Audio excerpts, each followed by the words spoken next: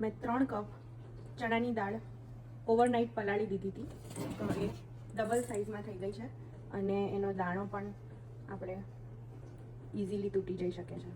તો આટલી પલાળવાની. હવે આપણે એને વોશ કરીને ક્રશ કરી લઈશું.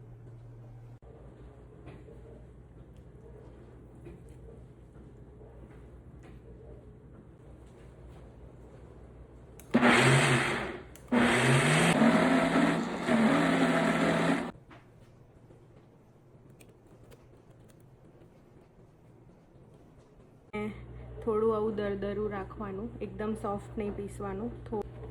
થોડુંક પીનટ ઓઇલ એડ કરીશું.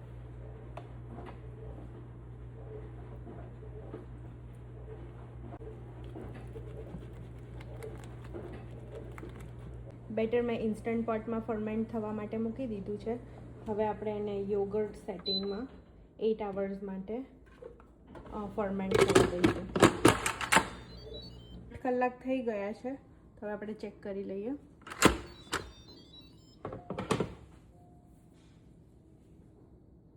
જો સરસ આથો આવી ગયો છે.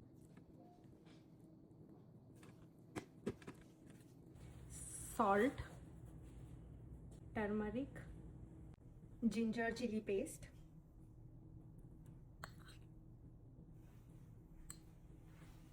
little bit of oil,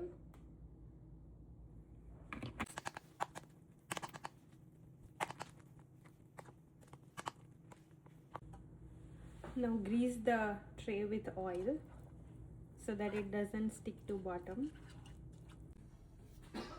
Add pinch of ENO. You can use baking soda as well, but ENO works well. And top it off with water.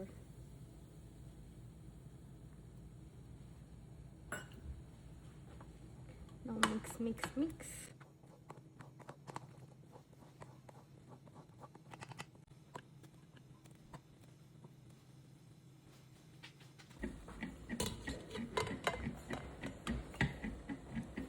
And let it steam for 15 minutes. તો check કરી લઈએ.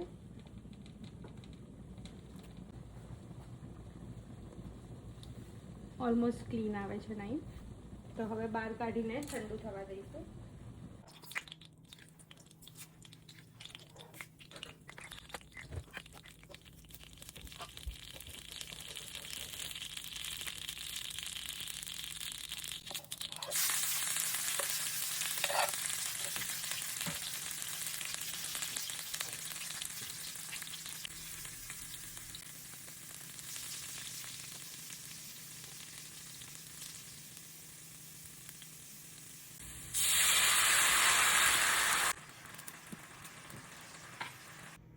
તો ખમણ ઠંડા થઈ ગયા છે. હવે આપણે એના પીસીસ કરી લઈશું.